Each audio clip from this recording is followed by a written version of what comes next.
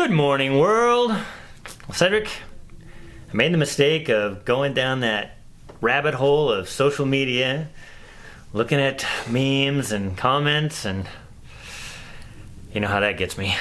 Well, actually, you have two problems going on. We'll talk about that shirt later.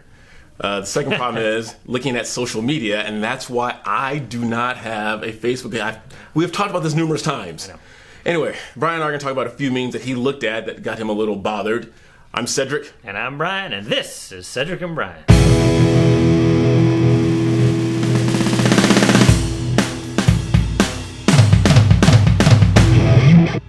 Let's talk about the elephant in the room first, and Cedric wants to talk about it. The reason I wore this is because I know a lot of Dallas Cowboy fans, and they were telling me how I was going down this weekend, and the Rams prevailed. This is the old logo. I refuse to buy the new logo, so I am wearing, in my protest, the old Rams logo, and they did beat the Dallas Cowboys on the very first game in their new stadium, where I do have season tickets that I can't use this year because of the coronavirus. So this is your silent protest, that shirt. Yeah. This logo is my silent protest, but they still won. I'm not watching games at all. I'll leave it at that. I know. I broke in. What I do is I tape it and I fast forward the whole beginning nonsense, so I don't have to deal with it. And it kind of leads into the meme we're going to talk about today. Let's do it. So I'm going to bring this meme up, and I'll read it to you real quick. And I saw this. There's a person. I love her. She's a great person. But she posts these things just without a lot of thought. And I know she didn't write it. It's just, again, one of those quote memes. It says, entire sports teams are protesting non-violently and people are still complaining. So it's not the looting and the rioting that they have a problem with. It's the fact that people are speaking up. No. So it's not. Where do I start, Cedric? We can take it just as a good teacher. You can take it line by line. So entire sports teams are protesting non-violently. That's a true statement. It is a true statement. But so the reason that people like Cedric and I are complaining, it's not that, I mean, we are staunch First Amendment advocates. I mean, we are true blue American. I mean, look at, he's wearing his Captain America shirt. So we know, and we'll take the second part later, and Cedric's going to talk about the looting and violence part. But the problem with this whole meme is that it's all based on a false premise again, and people don't want to address that. The whole hands up, don't shoot was disproven, yet even 6 years later, 4 to 6 years later, maybe 4, I can't remember. Yeah. I know the BLM movement's been going on a long time because I talked about it, where we basically lost my niece to this movement. Right. It's not a real movement. How do you define it? Is it against cops because you see the ACAB? Is it against systemic racism, which seems to be? Do you want to tell people what ACAB is? Okay, it's all. There's two ways to interpret it. The rated G thing is all cops are bad. What you really see is all cops are bastards. It's the same thing. So Colin Kaepernick originally wore socks with cops as pigs, and his whole premise was because of basically the what's his name again? Michael Brown situation. The hand. So for those of you, let's do a history lesson. Again, like everything we're seeing today, he wasn't an innocent guy. No, the cop was responding to a call at I believe at a liquor store. He's driving down the street. He sees two individuals, Michael Brown and his friend, walking down the street. First of all, they're walking down the middle of the street as opposed to the sidewalk. The police officer stops, asks them to go to the side so he can question them. They refuse, or as I said in past videos, they don't comply. He wants to question them. They don't want to comply. Michael Brown goes up to the officer's window, reaches across his body, tries to grab his firearm. They get into a tussle. I believe the gun goes off. And then he runs away. Now the cop is getting out of the car, again telling him to comply, points the gun at him, giving him orders to stop. Michael Brown stops, then turns around, charges at the cop. The cop shoots. And we don't want to go off in a tangent here. I got into a discussion with a family member this past week about, well, the cops need to do a better job. And I'm going to get into more detail later about an old book that has a great saying, but there are consequences for your actions. Should it always be death? But we have to look out for these cops as well. And sometimes they're pressed into doing things they really don't want to do because certain people don't comply. Yeah, so again, we're going back to the original premise of this meme. So the reason that we have a problem with it, and I'm going to get into later the problems with not only is it a false narrative, but we're going to get into some other things later. But so the narrative's false. It was proven to be false even by the Obama DOJ. Okay, so we know that's a false narrative, but you know what? Never let a good lie go unheard, right? Ride the lie out. So you just keep repeating the same lie until it becomes truth. So right off the bat, false narrative. So now you've got Colin Kaepernick, a second-rate quarterback, doing his little protest. And so here's the second lie. The second lie is people say he wasn't disrespecting the flag, he was trying to make a point. Well, he had pigs, cops as pigs on his socks, and he stated, and you can go Google this, that he refuses to stand for a flag or a country that doesn't treat people fairly. So he thinks that we have systemic racism. Now that's become the go-to, right. Systemic racism. So again, Cedric and I don't believe there's systemic racism. Do we believe there's racism? Absolutely. On both sides. On both sides. There's bad people. You cannot get rid of bad people. Therefore, you cannot get rid of bad people who don't like people just for the color of their skin. But instead of trying to create a colorblind society, which Martin Luther King, basically that was his premise, we are now told that that is racist in itself. So again, we've twisted this all around, and these type of memes just support this false narrative. Yeah, like this meme says, so it's not the looting and the rioting they have a problem with. I'm not going to spend too much time on that. I think people all over can agree that everyone has a problem with the looting and the rioting. There's a way to go about things. There is what's called peaceful protesting. And if you want to use the staple for this, Martin Luther King Jr. back in the 60s, you never caught them doing protests in the middle of the night. There's something about doing something on the cover of darkness that makes it inherently wrong. He was out there during the day, locking arms with people of like minds, whether black or white, and they had a peaceful protest where they would march and they would sing. They didn't wear Black Lives Matter on their chest. They didn't say down with whitey. They didn't burn stuff. They didn't loot. They didn't break windows. It was a peaceful protest to get their point across. Yeah. So I'm not going to beat that with the dead horse. It's obvious. It's not the looting and rioting they have a problem with. It's the fact that people are speaking up. Like Brian just said, the fact that Colin Kaepernick decided to kneel during the national anthem is making a statement that you're speaking up against a false narrative. And it's an ill-defined cause, like I stated before. Is this against cops? Is this against white people that are racist? Or is it against just racist white cops? I mean, what is this movement about? Now we find out that it's actually about, it's anti-American, anti-capitalist. Right. In its basic premise. Right. And BLM, there is no, what is the end goal in sight? Now, if the end goal in sight, and Brian touched on it, if the end goal in sight is to end racism, me and Brian aren't here to bear bad news. That is never going to happen. There are always going to be racist. White people are going to be racist. Black people are going to be racist. Hispanic people are going to be racist. So if that's the end goal, it's never going to happen.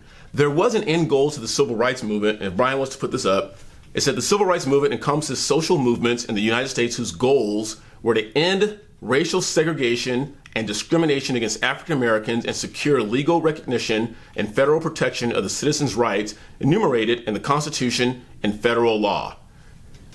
If a goal can be measured, which this one can be, and achieved, it's a good goal. What is the goal of BLM? Yeah, that's why I said it's an ill-defined movement, because there really is no goal. It's backed by, well, there's a goal, because we know that it is backed by the Democratic Party.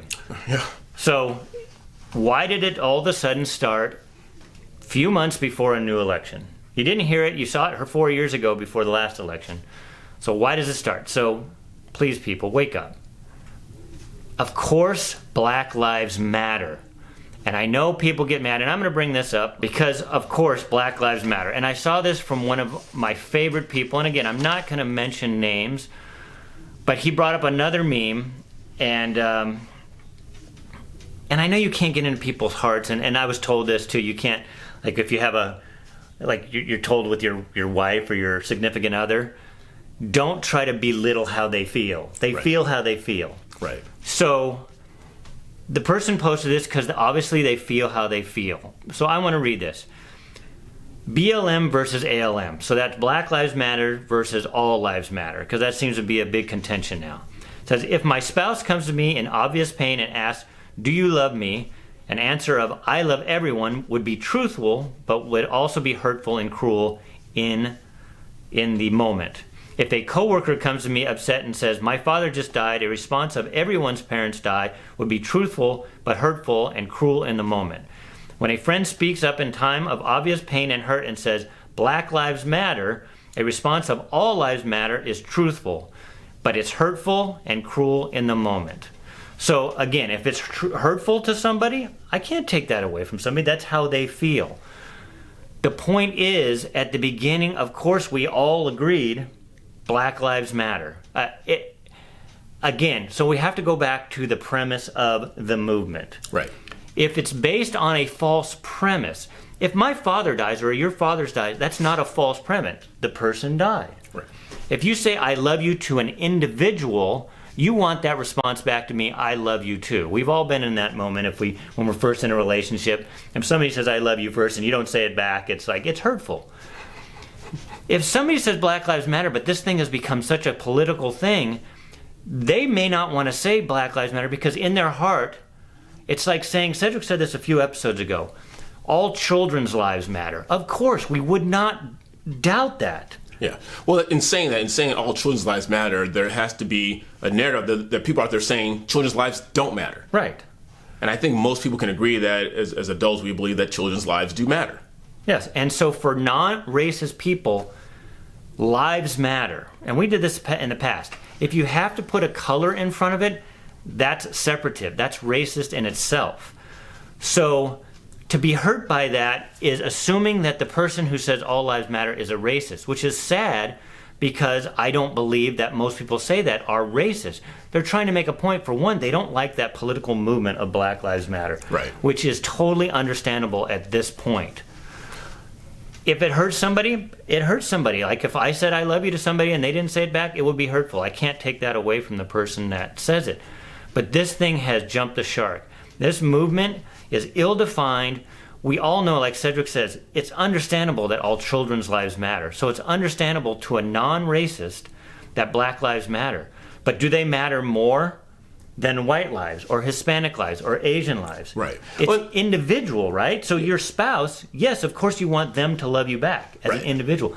But as a group, Black lives, do the people that commit how 50% of the murders, do their lives matter? I'm for law and order, so no. If they've given up their right, if they went and killed somebody else, that Black life or that white life or that Hispanic life does not matter to me. I've heard people try and draw some parallels to this, of saying, well, what you don't understand is that when we say Black Lives Matter, we're talking about the cause of the moment, that this is the most important cause of the moment. It's not. And again, I'm not trying to be insensitive. If you look at the numbers, if you put the numbers to the fire, 0.0002% of blacks are killed by police officers. And I heard someone give a great analogy once. It'd be like if I was driving my car and I got T-boned and my body was thrown to the ground and the Black Lives Matter ambulance drove up on the scene in their ambulance, and I had a gaping cut in my head and brain matter is leaking out, but I also got a metal splinter in my finger. Black Lives Matter, they'll come up and they will address my finger and try and wrap my finger and stop the bleeding in my finger. It's like, okay, my brain's been slashed open and it's cut. The brain being slashed open is that 94% of black men are killed by other black men. That is the problem. That's the main issue. This will heal itself eventually if we heal this. Yeah. If you guys have never watched Outkick Sports, Jason Whitlock did. I mean, I got chills just thinking about it. He did an episode on there where he brought up all the children. So when I say children, I mean anybody under 18 that has died during this recent movement. Yeah. All black and brown kids that have been murdered. Right. And where is the outrage? Right. So if black lives really matter, and again, going back to this premise, if it's about saving black lives, why aren't we saving, like he said with the head wound, why aren't we saving the majority of people, or up in arms for the majority of people, truly innocent people, that are being harmed, and instead we're actually focusing on people that are actually criminals just because it fits a political narrative. Yeah, one thing that really bugs me is that over the last 7 years, and my numbers may be a little off, Black Lives Matter has raised over $1 billion. Where is that money going? They've raised $1 billion in the last 7 years, and I haven't seen any tangible evidence that that money is going anywhere to help anybody. Not only that, but Tim Pool just brought something up I watched today, that a lot of this money coming in to this Act Blue, which is the source, they can't trace it. So they think because you're supposed to put that your employer when you donate. Right. So there's a certain percent of it that they say they're either unemployed or they don't put their employer. So they're thinking this might be a funnel for foreign investors to the Democratic Party. So now we're dealing really in politics here. And one thing that I saw a few days ago, we, as Americans, we just went through that heartbreaking episode that happened like 19 years ago, 9/11. And I've seen memes going around, and I can't believe this, but then part of me say, yeah, I can believe it, where people are using this analogy to say all buildings matter. How insensitive can you believe that we as an American people went through that tragedy when in that building were black lives and white lives and Hispanic lives and children. Men and women and children, and for you to have the audacity and the gall to say, oh, well, the Twin Towers went down, all buildings matter, and try to compare this to the Black Lives Movement, it's completely asinine and stupid. You want people to be about your movement? Let's talk about fixing the reason that the majority of black people are killed, not the people who are resisting arrest. Right. So right. You brought some numbers up here, and so Cedric has numbers. These are numbers of people shot to death by the police in the United States from 2017 to 2020 by race. Yeah. Can you see so it? This year, 2020 says white lives 242, black lives 123, and then it goes on to Hispanic and other. 123 black lives were taken in 2020 by police officers. That's terrible. I agree. But like Brian said before, we have to remember that although blacks comprise 13% of the population, and let's cut that in half, 6% of those are black men, we commit 50% of the crimes. So to translate that, the interactions with police officers is higher than that 6%. Yes. So when people look at the numbers and they try to poo-poo and say, well, whites are only killed twice as much, but they have a lot more of the population. Well, the fact is, guess what? They are not interacting with the police at that high of a rate. Right. So go back to my original thing. What is this movement about? Is it about racism? Is it about cops? Is it about cops being racist? And I want to make a point before I hit the numbers. Where has there been any proof on any of these shootings, Michael Brown, Jacob Blake, George Floyd with the kneeling, that any of these cops were actually racist? They were white, but does that automatically mean they're racist? Right. And people have asked me that before, like, well, Cedric, what would you do if you were Michael Brown, if you were George Floyd, if you were Jacob Blake? And here's the thing. I'm not a saint. I mean, I'm like everybody else here. I have my issues and stuff. But as of right now, I don't ever foresee myself being in violation of, I'll just say, God's laws or man's rights. There are certain rules and regulations out there that I follow. Do I break some? Yeah, I've been pulled over for speeding. I've told Brian this several times. I think I've been pulled over 6 times for speeding. I've gotten 1 ticket because the other 5 times I was very nice. I was very polite. Yes, sir. No, sir. Yeah, I was speeding. And you should put up that, and Phil can put up that picture I just took yesterday with me and the police officer. I felt bad for him. I said, well, a nice guy, but it's like we have to stop. And what I was going to say earlier, we reap what you sow. So as Cedric said at the beginning, he's like, did you actually watch, because he's not watching basketball, and I did watch football. What I saw is it wasn't as woke as I thought it would be. Okay. So at first I thought, because with the basketball, you just see that huge Black Lives Matter, and then on all their jerseys. With football, it's a little more subtle. It's actually in the end of the end zones, and you really don't see it during the whole thing. And then some of the players had things on their helmets, like Black Lives Matter or We're All in This Together. And again, in and of itself, those 2 terms shouldn't be, what's the word I'm looking for? Divisive. But when combined with the context of what we've been talking about, it becomes divisive because you're separating people again by race, which is not what Martin Luther King wanted. Right. And so one of the things I saw, and I was so disappointed, and it's kind of you've got the Brian Urlacher and you've got the Drew Brees. So Drew Brees first said he would never kneel for the flag, he would always stand for the flag. Well, he got woke. He got so woke that not did he back down, but then during a practice scrimmage, he had Jacob Blake on his helmet. We talked about this before. Is it sad that somebody got shot in the back? Of course. But it's also sad that he raped somebody multiple times. And now, that person who survived the sexual assault or rape has to see, if she chooses to, somebody with her accuser on his helmet and being lifted up as some kind of a hero. So you ask me why people are pissed off at sports? That's another reason. Right.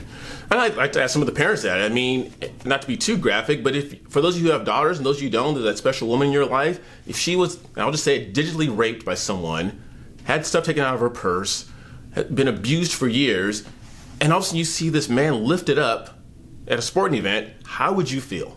Brian and I were talking about the whole Black Lives Matter movement, how we're fighting a cause that really isn't there. There are certain things we just don't fight about anymore, systemic racism being one. And me and Brian have given numerous examples of that over the last few videos. The fact that we had a black president who was elected to not one term, but 2 terms, with 13% of the population being black. There are certain things we just don't talk about anymore because they don't exist. And I'm saying that racism has been eradicated, but we don't talk about smallpox anymore. We don't talk about mumps. We don't talk about measles. Why? Those things have been eradicated. We're trying to keep this, and I'll call it a disease, if that's what people are calling it, this disease of racism, which is very minuscule. And again, it happens with whites and blacks. But we're trying to make it this huge disease, which it just isn't anymore, to keep it in the forefront. And what's becoming the disease is actually the culture of BLM and Antifa. 2 sheriffs were just ambushed, and then these sick people were trying to block people from getting in and out of the hospital to help these people. And not only are they blocking it for them, but there's other people that have to come in ambulances.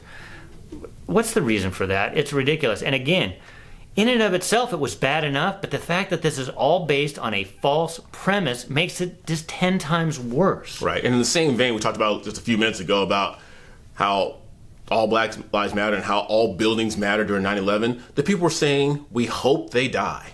Yeah, it's just the whole thing has become disgusting, and I understand there's a lot of passion on there, because if you believe the false narrative, you're going to be passionate about it.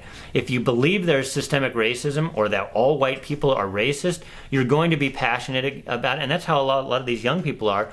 They actually believe it. A lot of these white kids just believe, I guess I'm a racist, even if they have no racist thoughts in their heads, but they believe it. We talked about white guilt. Yeah, absolutely. And then now what we're seeing is you're seeing the flip side. Now you're seeing horrible things committed by black people, which makes it worse. When you see these films of old white people sitting in restaurants and then these black people with BLM coming in and breaking their glasses, drinking their drinks, eating their steak, that doesn't look good for anybody, and it makes the movement worse. I mean, again, so take false premise, and now you take extremists, and I know this doesn't represent my friends that might be on the left who support this. I know they're not the ones that are going to go up and do that, but they're supporting the vocal pieces of it, like what happened with when the guy got shot in Portland, and the girl on the megaphone come and said, I don't care that somebody died because he was a Nazi.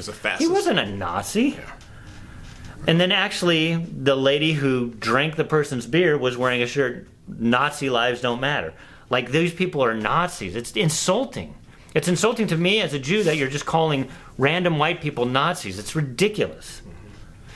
And then to go back just really quickly, the reason I've been passionate about this whole Black Lives Matter, even before this recent one, because the whole premise of this, and I've known this because I dug into this when my niece got sucked into it, it is backed also not only by the Marxists, which are avowed Marxists, they are anti-Semitic. So being a Jew, and how any Jew can back this movement, they're going to Farrakhan and people like that who back this movement. This is an anti-Semitic, anti-capitalist, anti-American movement that we should not tolerate in this country. Yet, not only do we tolerate it, but the media actually champions this movement. Right.